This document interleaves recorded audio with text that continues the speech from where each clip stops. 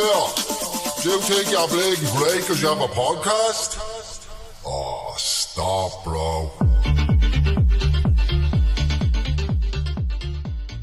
Welcome back to the Awstopbro podcast. So, question for you before we start. Do you ever feel like the session is just getting a bit too much for you, or you're not having as much fun as you used to? Or do you ever feel like some weeks that your mental health's just in the bin for no reason? Well, if you do, pull up a chair, get into it with us. Awstopbro, episode 3. Let's get into it, boys. There we go. Let's get into it. Lads, how are we? Yeah, we're good. Good. Yeah? Absolutely fine. Yeah. Sunburned. Sunburned? Where? A little bit. I'm white. It is I'm white as a ghost. I'm literally white. I seen you two pulling up earlier. I was like, here we go now. Yeah. So I watched the other two podcasts and I genuinely look paler. I don't know whether it's the lights or not, but I do look It's paler. the lights, I feel like now we're at the starting and now I feel even paler. Do you know what I mean? No, your cheeks are going red. So what have we been up to, lads? What's the story? How have you feeling since the second episode out today? How are you feeling now? What's Yeah, you go keep ahead, looking Mick. at me. Yeah, go ahead. Just let me throw me under the Throw me in the deep end. You're on a We roll. only had to do 2 episodes. You think I'll be used to it. Where have I been for the last while? Doing well. I've been doing well. Picked up this little thing. Get up out of that. What is it, you ask? Come on, Mick, tell What us. is it, you It's ask? absolutely Tell unbelievable. them. Tell Tell us. That's the Mayor's Award I got for helping out a homeless family. Give him a Thanks clap. very much. That a Thanks very boy, much. Mick. That a Thanks very boy. much. Get Yeah, so they gave it to me. To be fair, they didn't want to give it to me. They actually said no. So yeah, thanks for that. Sorry, bro. You just took it. Sorry, bro. So, what Declan Power, councillor, he nominated me, and he's going to be the mayor next year. So he holds a bit of power, and he was like, look, I nominated you. This is what's going to happen, blah blah blah. And then he rang me back, and he was like, come here, this never happens. They've said no to your nomination, and I was like, yeah, no worries. Good, I was. I didn't do it for that, but I had told me dad and I told my son, and I was like, oh no.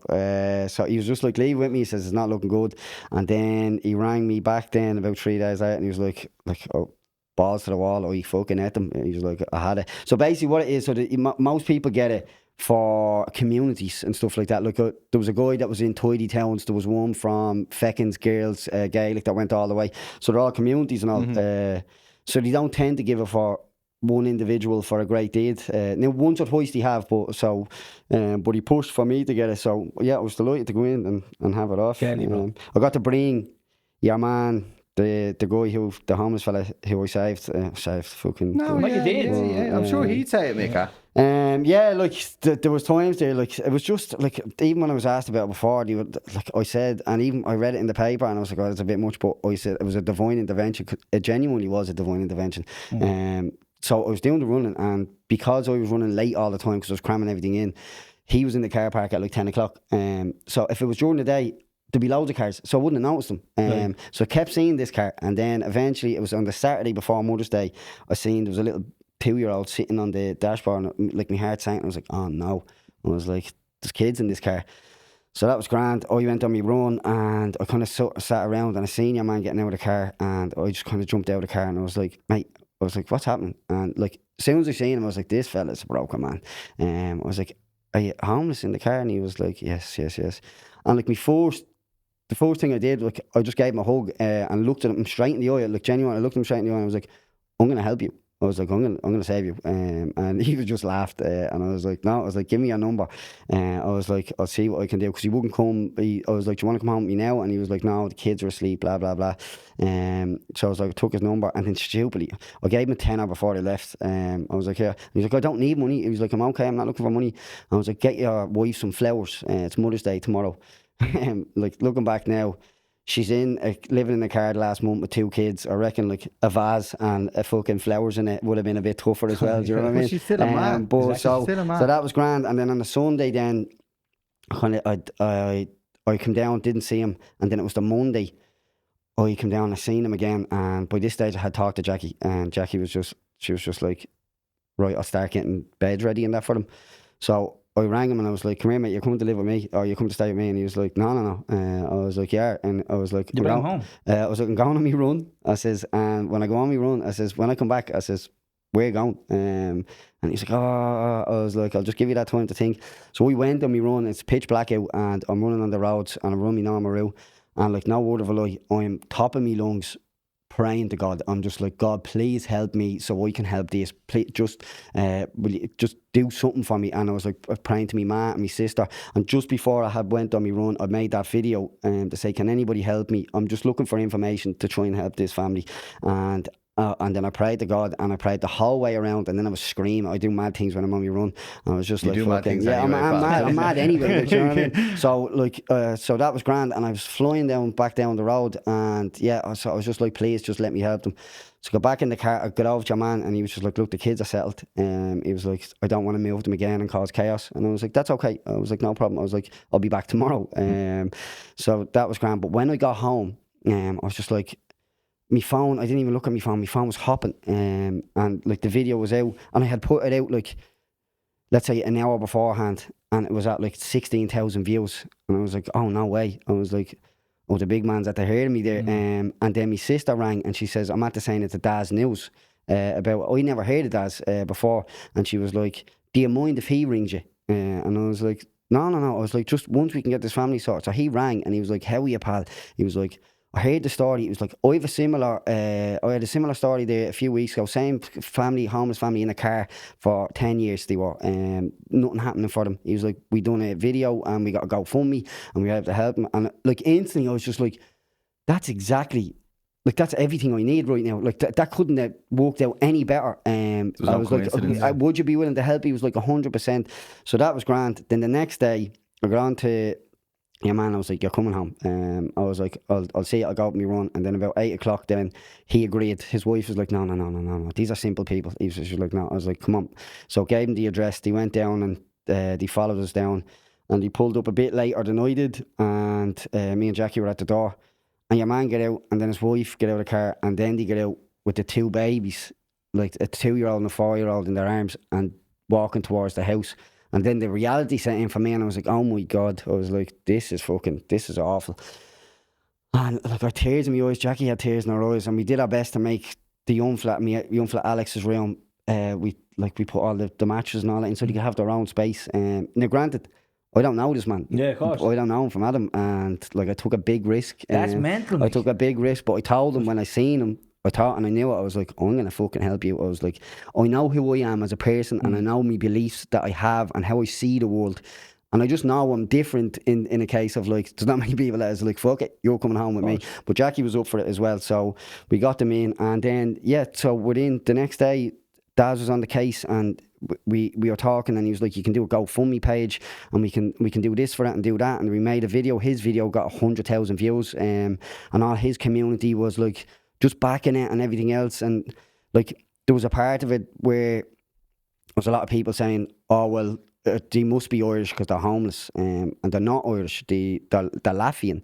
But this guy is in Drogheda like 10 years working, trying his hardest, doing his best for his family. He was basically renting a gaff. The landlord was a dodgy one. He fucked him out on the street, and he had a few quid saved, but he thought he could get with the councils that he get it some sort of emergency accommodation.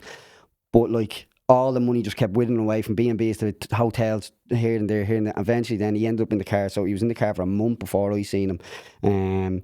So that went on, and we done the GoFundMe, and like, I think the fucking thing reached like 5,000. And like, I got to 1,000 or 2,000. And so while that was going on, your man Rivas, the guy, he was with me, and he was in the house beside me, and he just kept looking at me on the first night, and like, we were out having a smoke, and he was just like, just shedding on his head, and he was like, why are you doing this? He was like, how do you not know? Like, how you trust me? And I'm like, bro, don't even worry about it. I was like, bro, stop, bro. I was like, bro, this is all gonna be this is gonna go well. I was like, this is your life changing right now. I says, I promise you. I says, I promise you, from here on, it will change out. Now, like Jackie will tell you, I was on the phone constantly, day and night, with counsellors and everything else, and I'm ringing everywhere around, and like, he just kept coming back, because every time I'd have a different answer, and I'm like, so-and-so's going to sort here, so-and-so. And like, the guy, he's just like, every time, he's like, I've been to these counsellors, and he's like, I walk into the building, and your one says, out. Because she knew him so well, she was like, out, we don't want to deal with you. He was like, and every time they say no. And now you ring and you do this and you do this and now everybody wants this. And I was like, mate, because that video went viral. I was like, since that went viral, they're all shitting themselves now. Yeah. And everybody wants to do something as well. Now, regardless of that, Declan Power was one of the only counsellors that was like, at the start, he was like, I can help you. A lot of them said, I can help you, and then drifted away. And then that man just kept pushing and pushing and pushing. But eventually, we got enough money in the GoFundMe to get them into an accommodation, first and foremost. So we took the money out, and before we could get like a stable 3-4 week 5 week accommodation in Clotterhead, there was another place for 3 days, and this thing was bougie out of us. And he was like, oh, I don't know. I was like, fucking too right. I was like, get to living in your car for a month, mate. I was like, you're not going to stay here. I was like, don't feel bad or feel guilty. I was like, this is what we are to help you. So he gave him that. He was happy with that, and then went in to the other place. The money ran out then eventually. But they've gotten into emergency accommodation, and they're sorted, and their HAP is sorted, and everything is sorted now. And it's all just, because of you. well, me and Jackie and Daz and everybody else who put the money in. And power social but media all because fucking, genuinely, because I looked him in the eye straight away and I was like, I'm going to fucking save you, bro. I was like, wait, you see this, brother. I was like, wait, you see. I was like, because I was texting him. And I was like, I know I probably seem like a mad cunt, like I'm going to like kidnap you or something. Because I was like, bro, you're staying with me, you're coming. And he's like, man, I don't even know you. What are you on about? I literally just met him out of nowhere. But yeah, we're great friends now. I'll have a friend for life within him and his wife. But yeah, they're so nice, and the little kids are beautiful. When you said that to me about the kids, man, it's heartbreaking. In this, you know what I mean? And we're not going to go crazy, but like when you say in this country, we say we're a rich country and all this, but like when you have a 2 and a 4-year-old sleeping in a car. And how long were you in the car for again? Over a month. Over a month. So his wife, her ankles were swollen from fluid retention from sitting up. You have to remember, if you're in a car for a month and a half, the kids are sleeping in the back. They have it all laid out in the back with beds and stuff for the kids.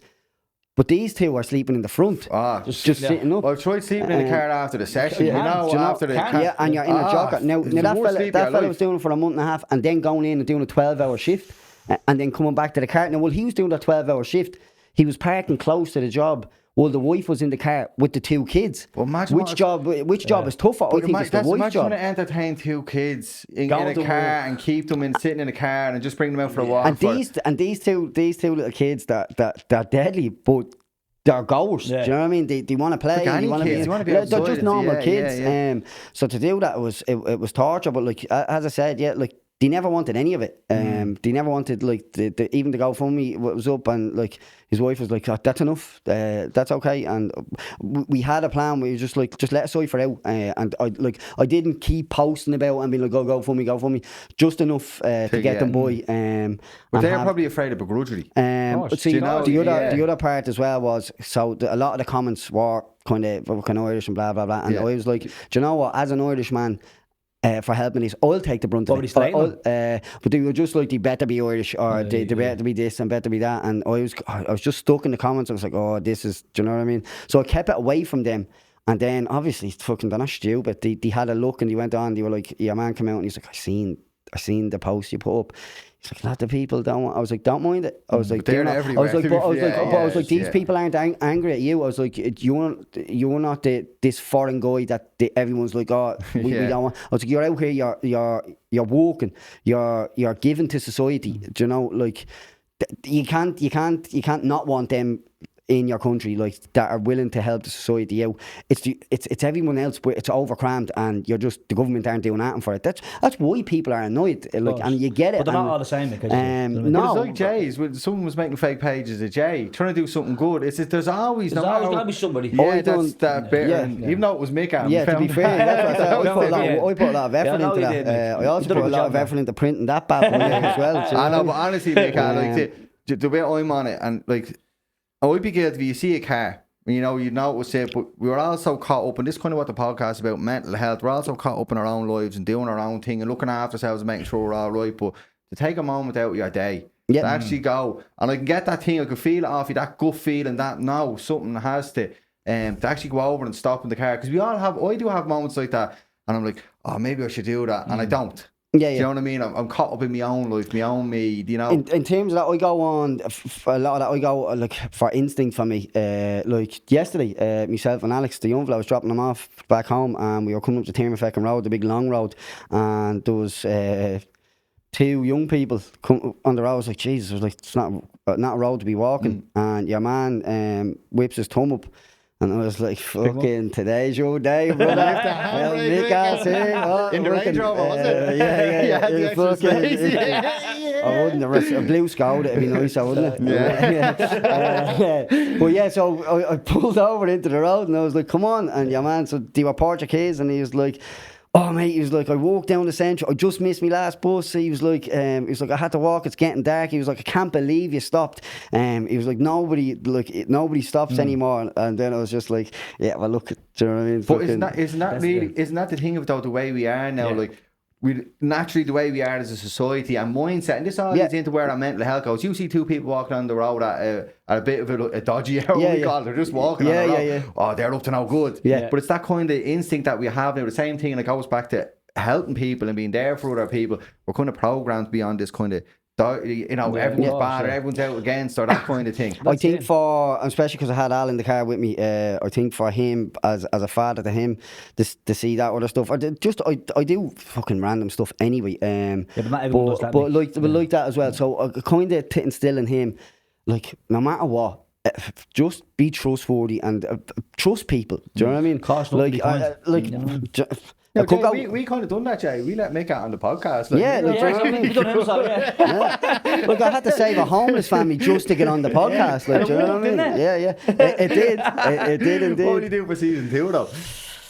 Oh Jesus, yeah, I'll be out in the streets. You probably still be Anyone, in do you need help? I told you last week, I'm fucking alright, you will await me, will you? No, but honestly, Mick, that's brilliant. all the respect in the world. Appreciate it, It's absolutely amazing. Something to tell your kids about and all, like, but that is serious. Isn't it? That is, yeah. But yeah, fucking, and so that's the I question. said not everyone has one of them, you know. How the fuck do we top that, No, Jay? so, You done something good. actually, Jay, yes, I'm glad you let me go I was first now. listening to his story there, and incredible. I'm like, how the am I going to follow that? You know what I mean? It was not a competition, right? No, of course not. I'll tell you how. Here. Well, yeah, look at that bad boy. Oh, hello. Do you know what? Actually, while you handed me, I'm going to give a shout out to. I've got the name. It's Picture Frames Ireland. .ie. Picture Frames Ireland. I won't say his name. He wants to keep anonymous, but he does this kind of work. Frames and all sorts. Oh, that's not his full name, isn't it? Picture Frames. Picture Frames Ireland. It's double middle back. name It's a and then double back. yeah. But he actually done this for the podcast. So thank you. Yeah, And the appreciate it, cups buddy. as well. So Fair play. you know who you are. Fair Thank play. you very, very much, yeah. Absolutely. Yeah. So as I was busy enough myself. I was like, oh no, this. I'll put it here, look, Mick. Here, look. Yeah, there you go. So Up my the life area. since the last episode, we ups and downs. Like I had more ups than downs, I suppose. We organised a hike up to Slade Donard. We're on the next one, these, by the way. Yeah. Oh, yeah. 100%. Oh, no, I fucking hate hiking. Why? Oh, I don't know why. Do you tell you there's someone to save on the top of the mountain, you'll be up it. Why is that? Well, if there's an Obviously, have you award for tried it. it? Bring it, Richard. Have you tried hiking? Have you done it before? Yeah. So we done the 6 highest peaks in Leinster in 3 days. It's probably why I don't look. That's why you don't look at Yeah, he's going anyway. Sorry, we're not interrupting. No. We're going. Yeah. So yeah. Right. Well, the next one I'll tell you the next. The I will next go. one's Cloud Patrick, the 20th of June. Oh, that's a little bit too high for me. We're gonna make a weekend of it because it's in Mayo, so it's a big 3-hour journey. So Yeah. but yeah, it'd be nice to have the boys now. Yeah. And we're down for the Sunday morning as well. Yeah. So basically took the lads, the Rise Above crew, half of them up to Newcastle, Slade Donard. It was one that I haven't done before. Like, I don't know if you've ever done before. No. It's the highest peak in Ulster. I'm not messing. It's unbelievable. The scenery right through it, like, but when you get to the end of it, you think you're getting to the top, and then you get to the top, you see and another then it goes again, Yeah. again, and it's like, oh, you're taking the piss.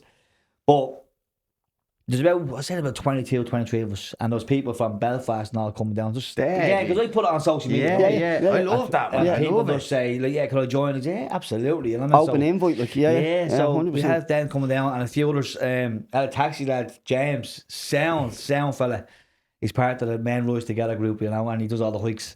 But just one of them connection, and he just coming in, and he was telling me he stopped the cocaine use and all that. Has a few drinks now and again, but he's able to stop the cocaine. Yeah.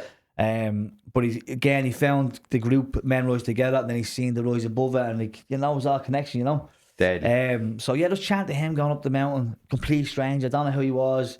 Then when we came down, we were best mates. Do you know what I mean? You So have that genuine connection. That's what it's all about. That's one of the reasons why I do the hikes, you know what I mean? So we done that 2 weeks ago. That's the weather was lovely. We went up, came down, pissed on us, and we were actually talking to a guy up there. Let's say he was easily in the mid-70s, and he was up there in his own, and he said he'd done the 7 mountains all at once, and it took him, I think he said 9 hours.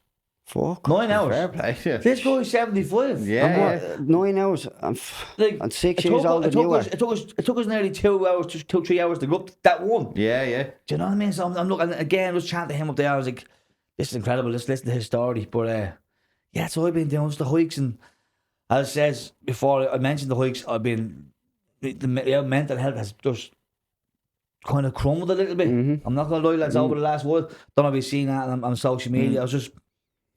I don't know, when the head goes, it starts playing games, tricks on you. Yeah. Like, that's where I was at. I was done. I was done with social media. I was done with this. I was done with that. You know? I was done with that person. I'm not doing it. I was like, Can be a lot. and you know what I mean? Yeah, it can be a lot. And everything was actually all right. It's just those my own thoughts allowing that to happen. You know what I mean? But that's the power of it. And see, the thing about mindset and mental health, it starts robbing the things that you love, the things that you create, the things you do. The head robs you, doesn't it? It robs you of the good things, you know. If you get that bit of peace and quiet that you were longing for, and you're just like, oh, this is fucking boring, like, do you know what I mean? But that's exactly what you were longing for. That's what you wanted. That's what you were looking that was for. the aim, to you get got to it, that, and now you're like, And then, fucking, fuck. do you know, you're bored with it, You know what I mean? But yeah, so that's what I was ups and downs this week. Thankfully, I'm doing much better now. But by doing the hikes and stuff, even with the downs, that's Yeah, do you know what I mean? It's the consistency of it. Yeah, Isn't but it? that's I have to do these things. Yeah, you know? I hear you. If I don't do these things, I'm gonna crumble altogether. Yeah. You know, and I know I said it last time about recovery and being a recovered man. And that's all well and good saying that, because I feel that. You know, I do. I feel, and you're allowed to say that. Yeah, because I do. I feel recovered. Exactly, I don't have any cravings. I don't have that addiction to drugs or alcohol anymore. But you just don't know. Yeah, 100%. No. And you know, you just don't know where your head will go, where it'll take you, the dark places. You know what I mean? The inside, the inner voice and all that. It's like, and that's all real. As I'm sure he's had a bad days. I mean, bad days when they're there, like and you feel like there's nobody around. Even though you have great people around you, great support, family, all that, you do feel like you're on your own sometimes. Yeah, but you've even for yourself and everything else, you've built a big. Like a big following, a big platform, Community. everything else, a big community. So when you hit that, you're just like, oh shit, it's not just me here as well as everyone. I'd say you kind of just want to go silent, go ghost mode. But you know what? I'll be totally 100% honest, right? So I'm out there trying to give the best advice I can give, right? Because I don't have all the answers. I just speak from experience, right? And then I'm giving all this out to people. I feel like I have to be 100% all the time. Yeah. I'm dishing out this and that, and like if people are listening and getting something from it, I'm like, right, I can't show them that I'm crumbling. Do you know what I mean? Like, and there was a fella, John Boland, I mentioned him. He's basically been my mentor when I came into recovery. And John was doing his own sea swims, his own group and all that, you know.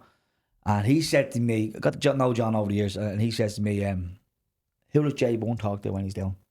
Do you know what I mean? Like, people can use you as a crutch, but who does Jay Bourne go to? You know, same way when he's talking about himself, John Boland, when I'm fucking on my knees, who do I go to? You know, so again, it's just something that I kind of have to learn, and maybe it's me inner ego or something, you know, just... No, I don't think. I think it's a level of pressure, and it's something that, like, we're only on our 3rd episode, but we feel it as well. Yeah. Like, when you're putting yourself out there, you know, to try and do good or do some type of good, but you feel a pressure with it as well. Yeah. Like, even like when we go on before we do a podcast, the adrenaline goes. Not because we want it to be stellar, you just want to do right. Yeah. Boy, like you want to send the right message out. Yeah. I mean, you've got all these people looking up to you, but I think that it's, I don't know, something for me, from when I used to go to AA meetings, lads, and it'd be mad, right? People always be afraid to talk to newcomers, most important person in the room, because their first time reaching out, they may not come back, you know what I mean? Yeah. But they'd be so worried about speaking, right? But see, when they did get that, they'd let go and just talk, say, hi, I'm such and such, and just what's going on with them. With all the clean time in the room, they were the most powerful one that you'd listen to, that you'd feel the most, because you felt the rawness, because it was the most truthful. They were just telling you where they were at, you know, and it was just that genuineness and the authenticity of it, and just, you just related to them, you know, and that's the power. I think that's the power in it as well. Like. Of course it is, yeah, absolutely. Like I say, for yourself, from where you were, I'm sure when you're giving people advice, these probably people are at an earlier stage in that recovery, and it's familiar to you, and you know it as well. But it's cool to be down, like, you know. But that's it. What do you always say? It's okay not to be okay. I go quiet as well. I go quiet and try and breathe through it, and fucking, you know, my head just goes bleeding wild. It does. It just goes fucking manic. It's scary though, isn't it? I'm not even in full recovery or anything like it. But that's the thing as well. So, as you know, while we'll talk about that. I know you 6 years anyway. You know, you're bad, yeah. And we'll talk about that shortly when Al takes the floor. Yeah, but we're saying about my journey in recovery. I never done the meetings. See, we were talking about the meetings. Yeah. I went in and I was listening to other people's stories and all that, and I was actually blown away, right? Blown away from some of the new because I actually went in with a fella called Dean Kenny. You know Dean? Yeah, right? know, yeah. Dean invited me into a meeting once. Again, it wasn't for me. It didn't work for me, right? But went in and heard some powerful stories, and it just blows you away to see what people actually go through in recovery, in addiction. You know, because I know this podcast is all about recovery, addiction, and we have to kind of just put it out there and show people that basically what we're doing as well as I just want to show them that is a better life, isn't it? Like, there is. That's the whole point of it. Like, it's a Friday evening of a bank holiday here. It's a cracking day out. Like, there's kids, there's everything, you know, there's stuff we all could be doing, but there's a reason that we're all here. Of course, and absolutely, as I said, the start of banker. Oh, where would we all be? Shades on, fucking you know what I mean? block rocking beats is on your way to somewhere as well. Fucking, do you know what I mean? That's it. And I'm sure there's people right now somewhere. Of course there is. Do you know what I mean? Yeah. The weather, the sun is out. And look, I said, I've actually made a video there this week about the weather, about the sun, and where my life was at, what it used to be like. But I love that one with the board. Sorry, just because in case I forget. And you know what? It gave me back. Did you see the one with the boards? No. So I was just up early in the morning having a coffee, and you could hear them. The noise of them. Yeah. I mean, the noise. I was sitting there like, hold on, I'll get my phone out here because I related to this morning. It was early in the morning, sun was coming up, birds whistling, like, but it was a different feeling. That sound that you're listening to now, and you're like, look at that, actually look at that serenity. Yes. Not so much when the blinds are coming in. You're like, now there they are. There is the board. Exactly. And that's why I took the phone out and made that video, because that was the first thing that came to my head. Oh my God, going home. This everyone relates to that straight away because for yourselves as well. Like that's the little nuggets of that piece that you were looking for. Do you know what I mean? There you go. You get to enjoy. It's so much pain and anxiety and stress. Yeah, you know what absolutely. I mean? But that was that video, and I do go back and have a look at it now, like, just because I do hear it differently, you know. Because you're able to enjoy it now. Yeah, of course. You've earned and exactly what he just said there, because you've earned it. We were on that subject talking about early morning. We were talking something about off camera as well. Remember? Oh shit! We all don't know what we No, being on a session. No, you know, and so it's only kicking off. It's Friday now. As you were saying, you'll probably be on it from yesterday. Yeah, the excitement would have got me. So actually, this is actually a good topic for us to. There we go. Think. We're on. It is start of a bank holiday, boys. Right? This is actually good. We'll roll with this. Right? We're at the start of a bank holiday. We'll go with before and after. So we'll go with what we would have been up to previous to getting sober, or trying a different life. What we've been up to, like you exactly just to start this off. This is exactly what would have happened to me. So there might have been some plans this weekend, but the excitement always got me. So I done this with everything. Say I had something planned on Friday, because I'd get so excited on the Thursday or the Wednesday, I'd go on the session before it, and I'd be in bits going into the fucking thing, because I'd have to start off early. But most likely, like the darts final was on last night, that was my excuse. I was on it already last night. So I would have been starting round 2 today. I'm hoping I would have slept, but that's a 50-50. Yeah. Honestly, that's it. It is a 50-50. Depending how tired I was. You know, sometimes you're on a session and you just did feel tired no matter how much you were taking. Or if I was on my own. If I couldn't get someone to stay up with me. Yeah. You know that sometimes I couldn't listen to me. I tortured myself on the session. Fucking done. Yeah.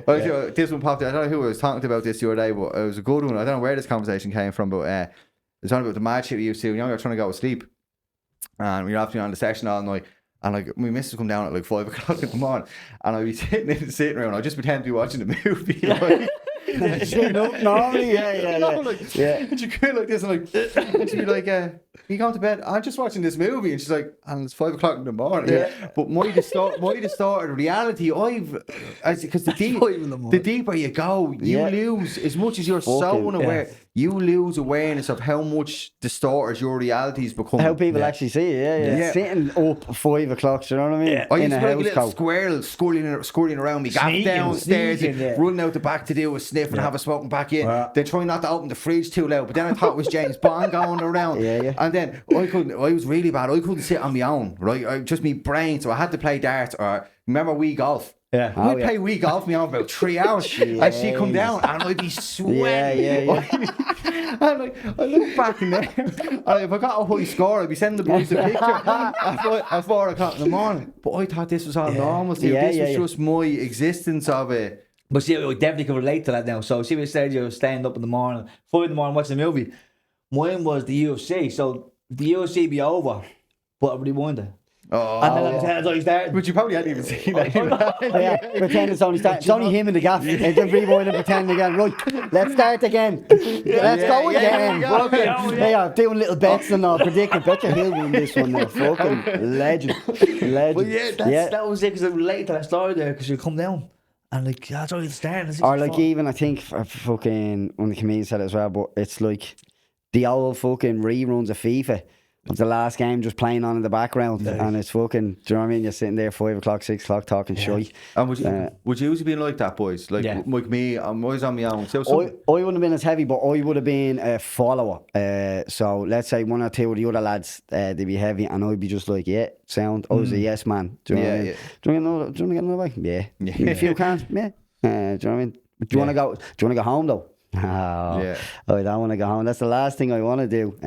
But yeah, I just stay up all the way until I eventually just crashed, burnt out, and fucking. Another question for you, though, while we're on this: would you stay if there was no sniff? So say you started off sniffing, I couldn't. No. I see that someone would stay drinking, or do you plan to get something? I couldn't. It was either I'd crash. Yeah. Like I'll drink as much as I could, but then they'd be crash. Yeah, but there's always that thing as well. Like fucking, it's like. Everyone's happy, and there's like fucking, let's say half the bag is that, and now I know you were different, you would have to have fucking 17 ounces there just to go. But you know yourself, it's like, oh yeah, having the crack, and then someone mentions, oh, there's only a bit of that left, and then you're just like, boom, straight away, you're just like, all right, this buzz is gone. Yeah, and you can feel it dropping. And you get one cunt just fucking in the kitchen still drinking cups of water, and you're like, mate, just go. You're wrecking me. You're holding on to that last bit of hope of getting another bag. You know, then the phone call starts. Oh, gee, they make that phone call, and then you think it's on the way. And then it doesn't. My mate, and then the whole fucking night, the whole section's just ruined. My mate, you know who you fucking are. I won't even mention it. But my mate was out. He is a gremlin. He was a gremlin. Like there was fucking fingerprints on one part of me blind from just like looking out all the time. Standing at the door, doing whatever. We're having a good time. But like out. Like I think he smoked every smoke but out in me bleeding back garden and all. Do you know what I mean? Like little, on the ground. Just coming in, bringing them in, and just be like and folding them back out. And being like, look at that, fucking 10 drags out of it. Do you know what I mean? Oh, sure. I think we've all been there. But I see that stuff. You know, and this is actually kind of ties into what's going to happen for people on a banker. Because now it's a sunny, it's sunny. Like it's the starts off great. It's the makings this weekend of a great bank holiday weekend. You know what will tell you what it's going to be like. But you know, when you think about this, That like, even that's a perfect, just a little snapshot of you're gonna be picking up smoke butts out someone's back garden and making it into rollies. Yeah. And then For you and your mate. Yeah, you were perfect right in this. I would have been judging you right while you were picking them off the ground and rolling them. But it's even Smoking like that. Yeah, And then the crumbs going around. Oh, you're somehow here, and then fixing a small little line going on the whole floor. Does it get the smallest line ever? There's dirt, there's hair on it. Fuck it. Yeah. Was it desperate? Or the same, do you ever get like a warm, empty can of Dutch Gold, you know? Jesus. Do you know what? And the Christ. fucking, like, it still happens to me today. Like, I'm a fucking magnet for the Nash can, I am. Oh, I'm a magnet, I am. And it happens to me every time. And do you know what I do? I fucking drink it like it's fucking, the whole button on. Oh, the gagging when you think you shoot, because you just feel it touch the smoke will touch the back of your hand. I went on a weird phase there for a while. It was like a fucking month and a half where like I kept sucking the smokes in. So I'd be smoking away and I go and the whole smoke and it'd be always towards the end. Like it happened. I was like, what's happening? I thought I was developing a tic or something. And I was like, fuck. Like you think I'd be like, oh, I'll just give up the smokes. On cocaine or not? No, yeah. So I'd be out in the session, and then every time I was like, fucking be choking on it. Yeah. Like a few times, it happened about 6-7 times, like every weekend. And I was like, this is getting a bit weird now. And I used to be like that, like just putting out. Do you know what I mean? In the bathroom, washing out a load of ash. Fucking so the ash can. Then if I drank, it wasn't too bad. Do you know what I mean? But yeah, I'm a sucker for that. Getting caught out with the ash in the can. Yeah. So what about you, boys? So say it's Friday. Would you say we're starting off the session today? So would you have to have a bag organised? Would that have to be, you know, what's your? But, you know, me speaking for myself, I'd always, you know, you're gonna be on it. Oh yeah. Right? But for some reason, I thought in my head I could do it. I could do it without getting a bag. But lads, the force up. Like, so there was loads of times I was able to go down to the pub or whatever it was, the gaff, without it. But you just you open the can of bottle, you'll only open it.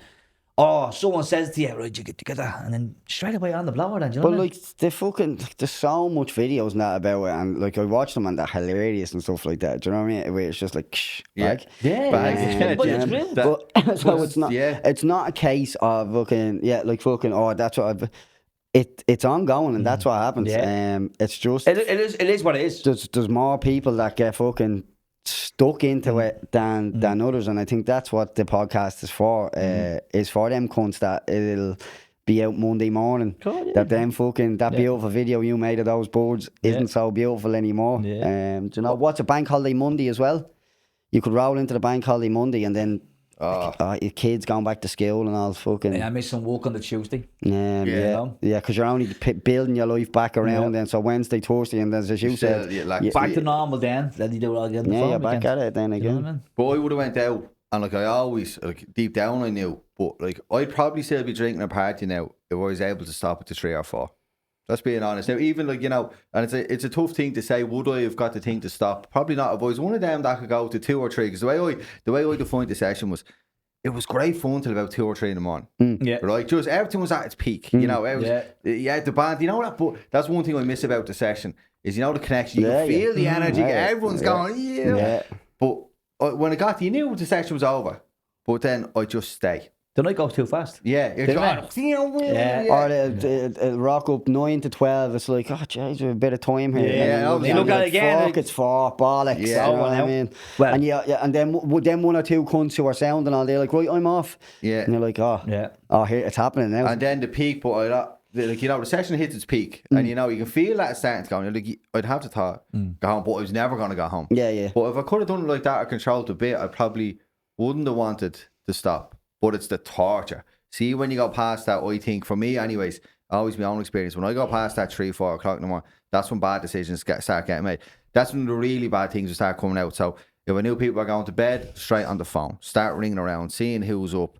Oh, there's this gaff here, right? Let's walk into this gaff. Off me rocker, you know, feeling a bit paro as well, because that's part of it. Going into a gaff then with a load of people. Do you ever get when someone new came into your session it's like they broke up the mojo of the station. They're like, who's this fella coming in? He's here, you know, that kind of thing.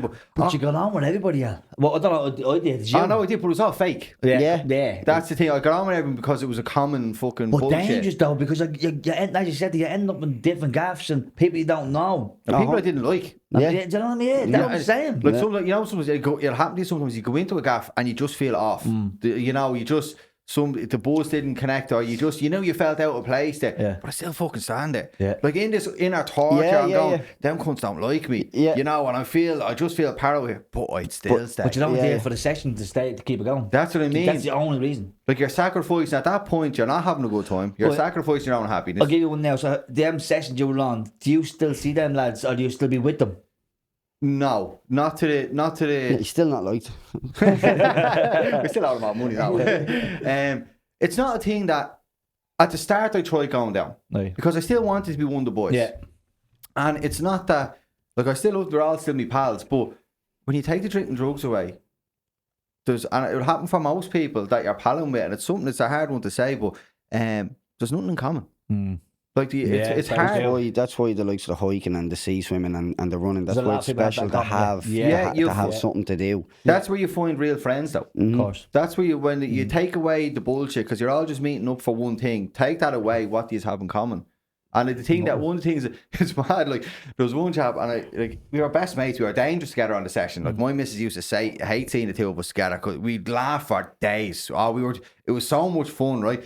But I'd be on a session, I was like, oh, you want to be best man at my wedding, all this, you know, the fucking, the shit talk at your wedding. And like, this first night I would have thought, you know, would have been, I'd done a lot for the person. And, you know, you think someone's just a proper friend. Like, that's sober, I just never heard from him again. That was it. I was like, oh, right then, do you know what I mean? But that was a real eye-opener for me. But the thing, Mickey, you touched on this when you were talking about your daughter. And you're saying about, you know you're drinking and that. For me, it was the time I haven't wasted anymore. In these places, and this is for like people who are on the session now and are going through that. Like you're just losing time for nothing. So time you've wasted in terms of late nights you've wasted as well, and then your recovery of in bed all day, feeling like shit the next day, the whole lot. I mean, like, as well, the young kids as well, isn't it? Like, that was my kind of thing. I'm fucking. It's that cat again. Seeing things, well.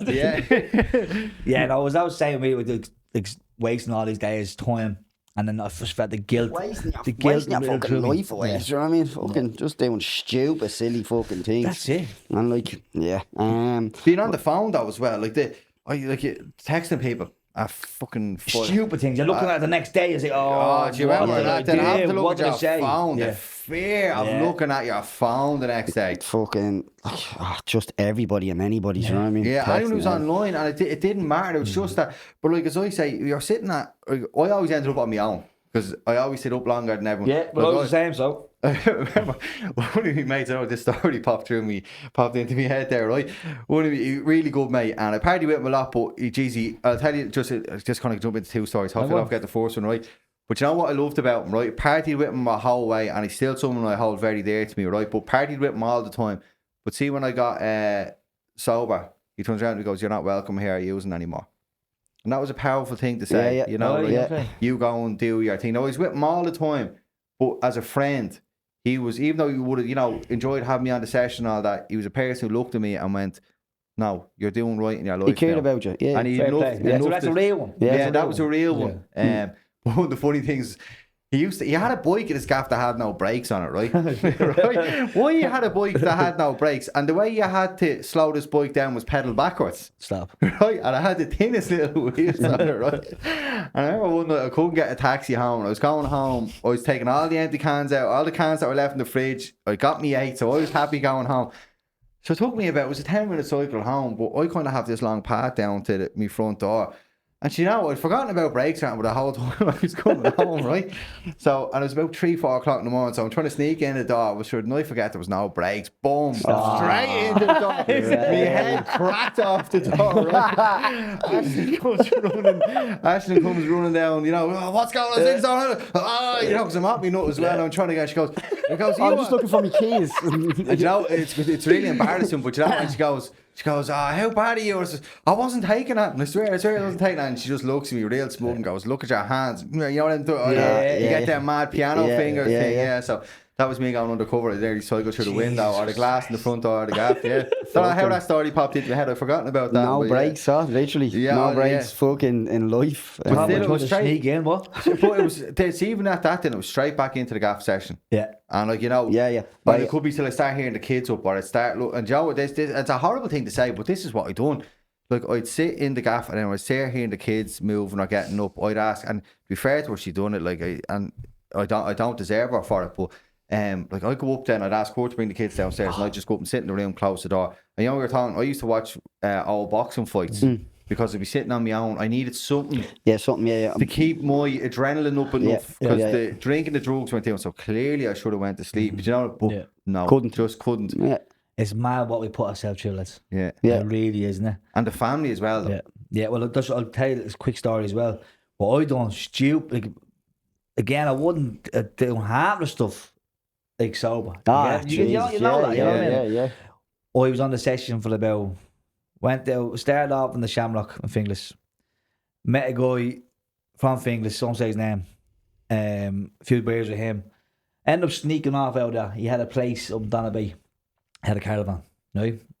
It's always caravans, isn't it? It's always caravans. Load of cocaine. I mean, there's fucking loads of it.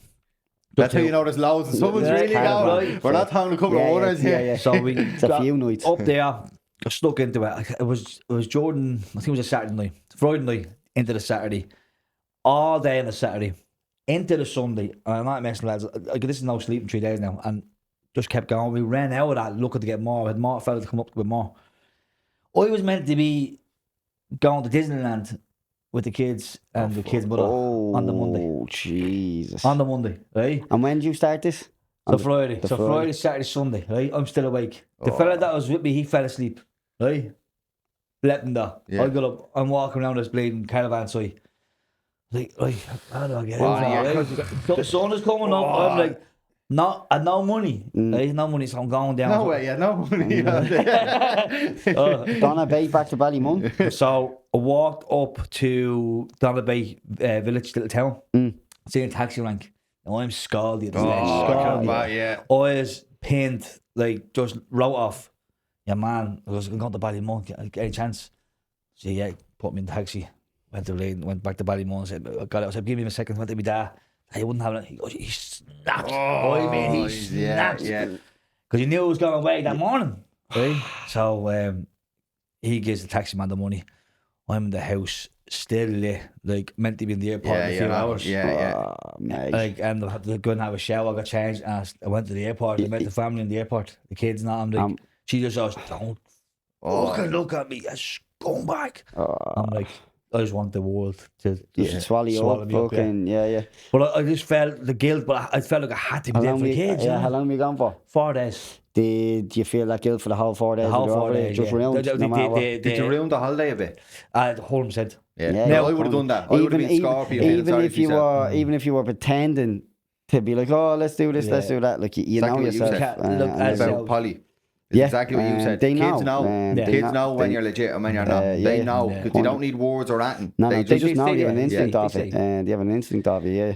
But yeah, absolutely terrible.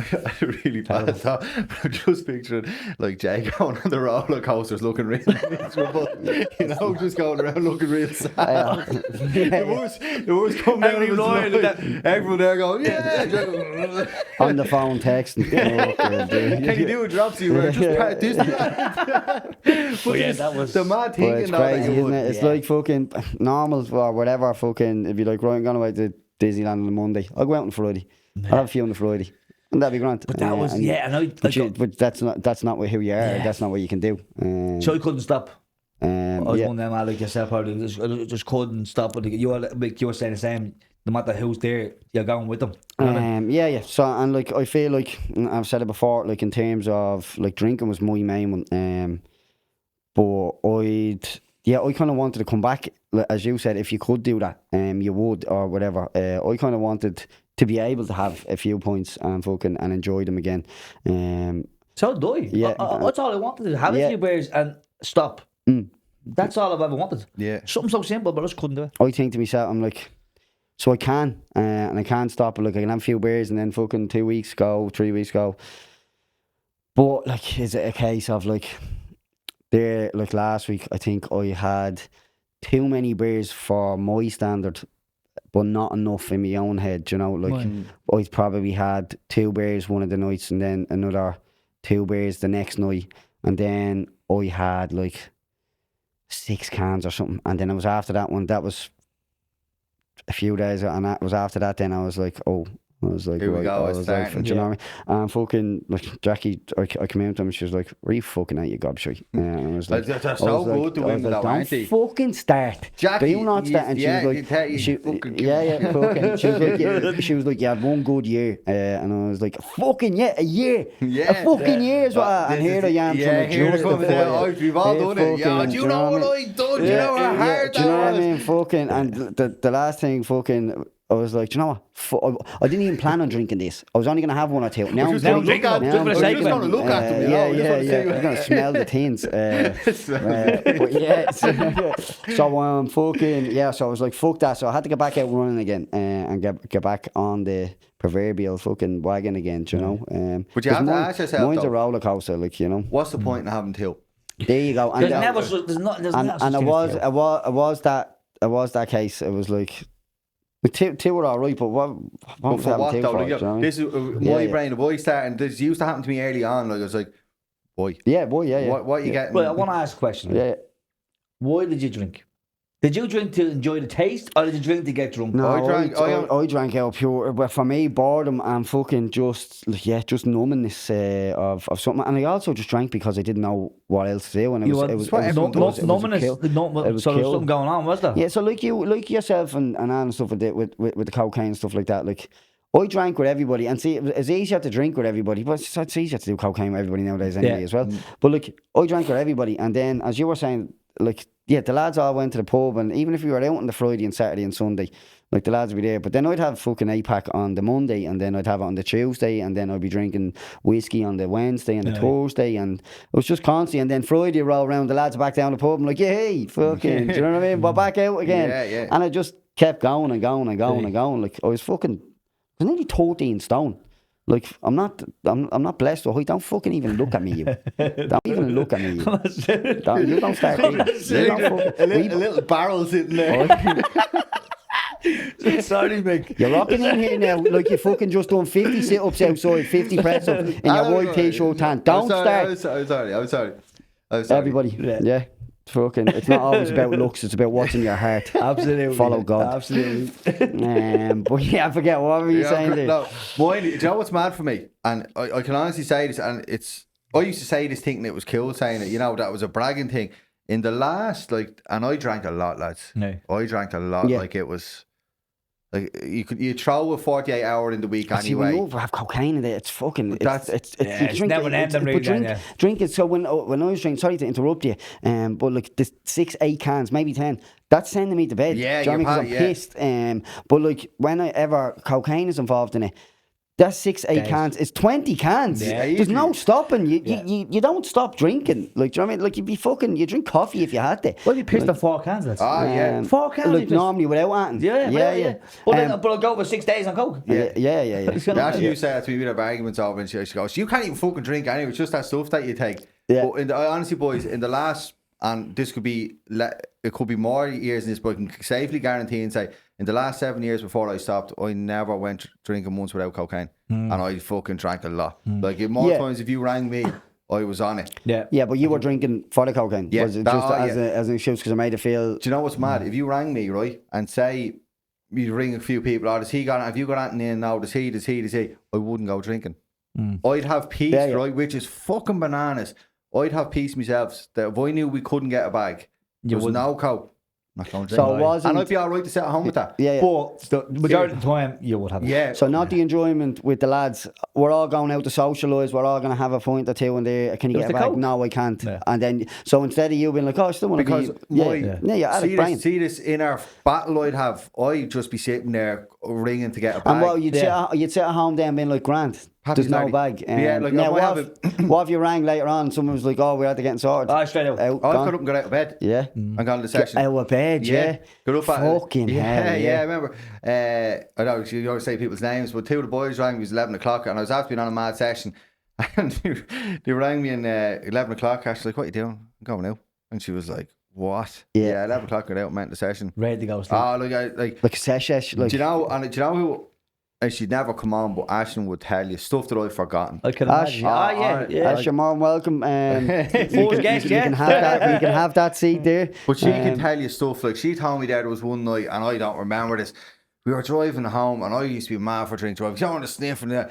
And she said there was a car in front of me, and she was like, that car wants to race you. I was like, that car wants to race me. And she goes, I think that's the guards. I was like, that's not the guards.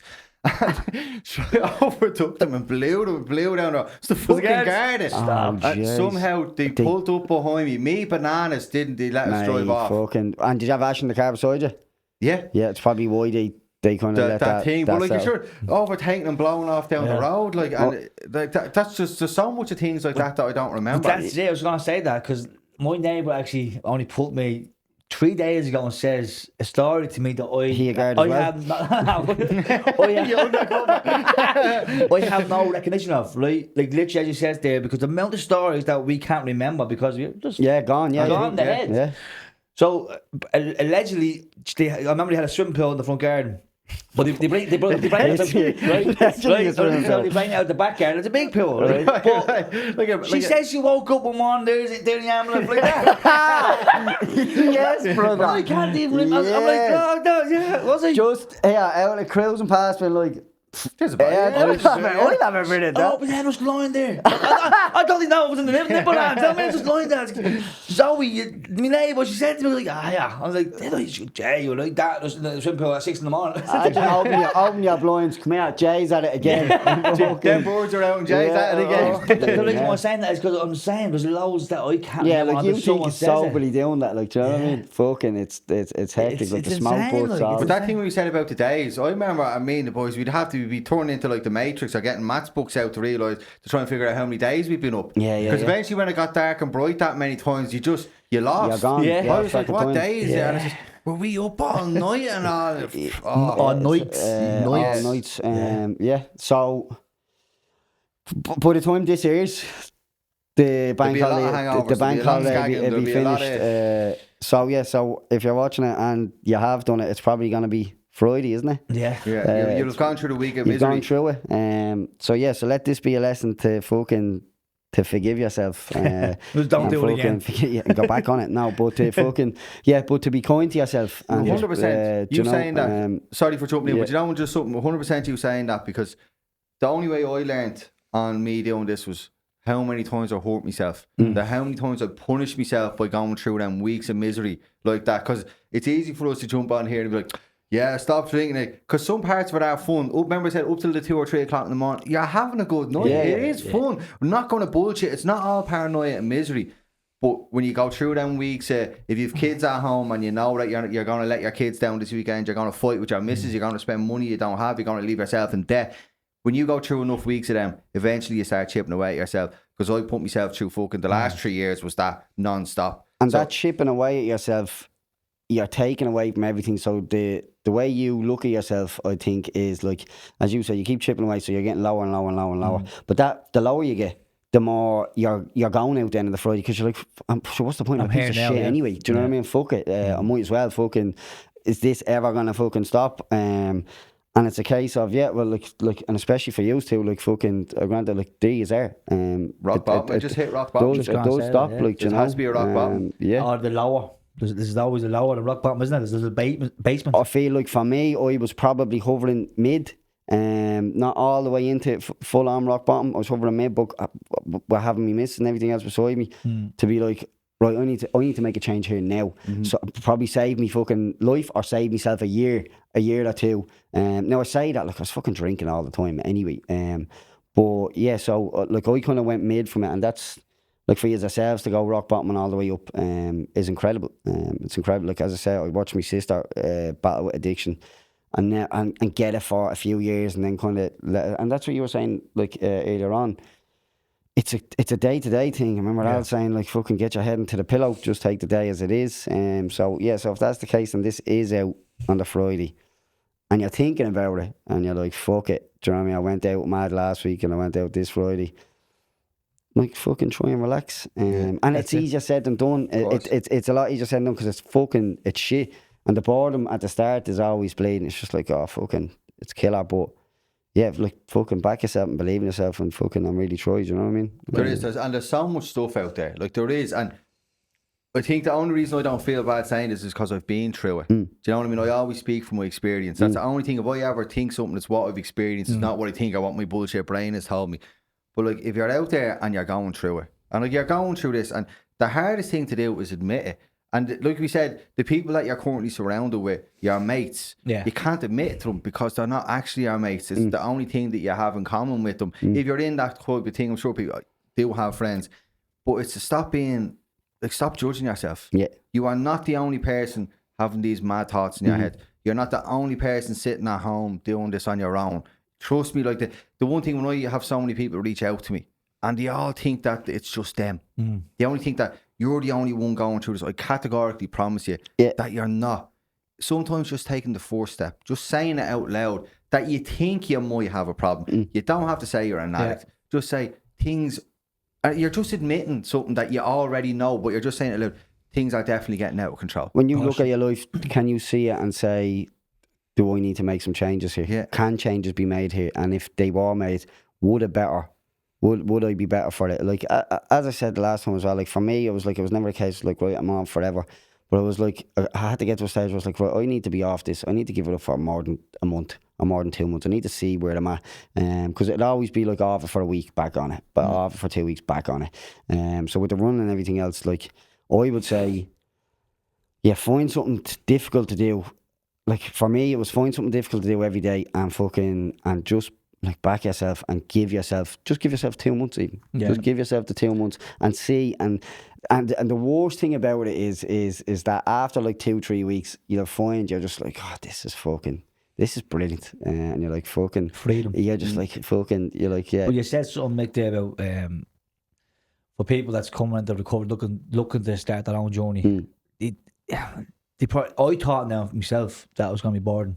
You know, because you're on the drink, and you think that's all. That's all you know. That's all you know. That's all you know. That's who you have. And I've been in many situations where people will say, "Oh, sure, what else is to do?" And I was one of them. That's it. Do you know what I mean? What else to do? Fucking millions of things. So much to do. Yeah. That's one thing what you're doing. That's one thing. Exactly. And what else is that? Exactly. Everything else. There's everything else to do. The reality's become that distorted now. That's the see. Sure, what else would you do? Like, there's people out there living amazing lives, doing this and going here, and you know what I mean. But it says that craziness, and that's the disease of addiction. It makes you feel like, you know, this is all that life is. Yeah, that's it. Yeah. And just look at as for my own journey. I said your old podcast. I was so busy. I kept myself so busy when I went to recovery. You know, I didn't give myself time to think about anything else. So my life got busier and got more active and just got more better instantly. Yeah. The minute I stopped drinking and put it back down. And then, as you were saying about, like, if you give up the gargle or whatever, or even stop it for a while, you'll find those drinking buddies that you have start to parallel, and then you'll find other people start to flow their way back into the life. right people come into your life. They do. Good stuff comes your way. Well, I'm not so much, because here I am with the podcast, but like, better people have come into my life. Do you know what I mean? I was actually slagging the two of you there. I know you were. Well, thanks for I didn't get it. He was pointing at me. Do you know what? To be fair, because it's on the podcast as well, I was like, oh, no, that's a bit mean. So I toned it down and back away. Having a go to he actually We're after having a lovely podcast here, talking about all these nice things. We didn't mention that. I don't think we did. To be honest with you, we didn't even mention Lieutenant Dan. Lieutenant Dan didn't even come in. I kept very reserved, but I think there's one thing on all of us saying this, and I think it's important that we say this, right? Is that the three of us are not saying that we have our lives boxed off, that we're not perfect. We are not telling anyone to stop drinking or to go and do this and do that. We're not saying anything like that. The whole reason for us three sitting down here together is we're hoping that between our three combined stories of trying to have a better life, that if you're struggling and some of this shit connects at home and goes, shit, maybe maybe if I just try this one thing, or if I pop down to Jay's thing on a Sunday, or if I think about maybe I do need to go to a meeting, or if I need to maybe just go out and start running or something like that, then that's what this is all about. Exactly. We're not saying here, us 3 lives boxed off are perfect, go get sober, have an amazing life. Because maybe you don't need to. Maybe you just need to limit things a little bit. Maybe start thinking about a bit about control. But I think that was just something important. That, exactly that. And exactly that Yeah. in terms of, you like, recovery it's from everything. Like, I'm recovering, but I'll still enjoy a few subs, but I'm still recovering because I'm a lot fucking better, and I feel a lot better than I was 2 years ago, mentally and obviously physically, because I'm fucking not a fat fucking barrel. Not a barrel. Are you still out running?